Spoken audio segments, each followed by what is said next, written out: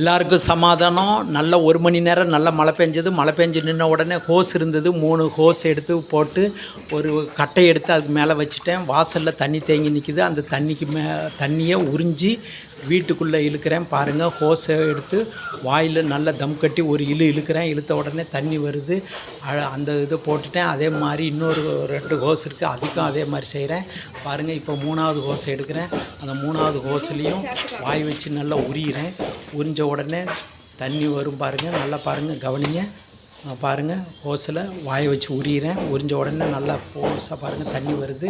அந்த வாசலில் உள்ள தண்ணியை, வேஸ்ட்டாக போகிற மழை தண்ணியை வீட்டுக்குள்ளே எடுத்து பாருங்கள் நம்ம தோட்டத்துக்கு பாய்க்கிறேன். தோட்டத்துக்கு தேவையான தண்ணி கிடச்சிருச்சு. பார்த்தீங்களா? நீங்களும் இது மாதிரி செய்யுங்க. தண்ணியை நம்ம வேஸ்ட் பண்ணணும். மழை தண்ணி ரொம்ப நல்லது.